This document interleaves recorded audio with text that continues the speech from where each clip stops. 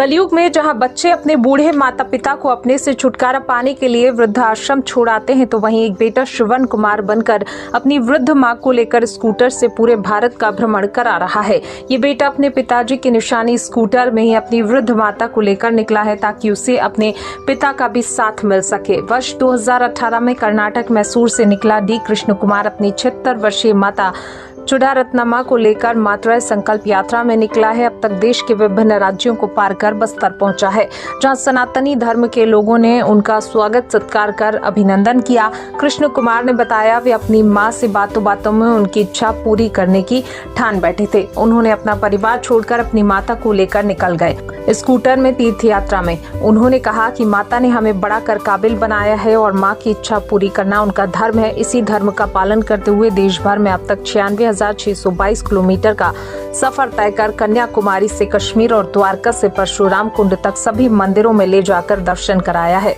अपने बेटे के साथ तीर्थ यात्रा में निकली मां ने कहा कि ऐसा बेटा पाकर धन्य हो गई हूँ।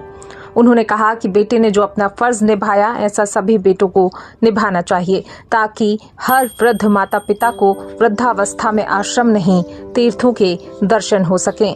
कृष्ण कुमार और उनकी माता की यात्रा एक अनोखा उदाहरण है जो हमें माता पिता के प्रति अपने कर्तव्यों की याद दिलाता है। यह यात्रा हमें सिखाती है कि माता पिता की सेवा करना हमारा धर्म है और हमें उनकी इच्छाओं को पूरा करने के लिए हमेशा तैयार रहना चाहिए।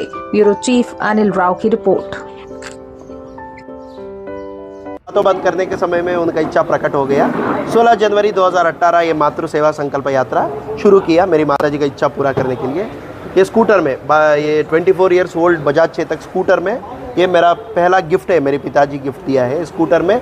ये स्कूटर को खुद पिताजी मानकर हम समग्र भारत कन्याकुमारी से कश्मीर तक, द्वारका से परशुराम कुंड तक जितना पुण्य क्षेत्र है सभी पुण्य क्षेत्र, पुण्य नदी में स्नान, सभी मंदिरों का तीर्थ प्रदर्शन मेरी माता जी को करवाया है। साथ ही नेपाल, भूटान, म्यांमार भी इसी स्कूटर में अभी तक 96,622 किलोमीटर अभी तक सफर चुका।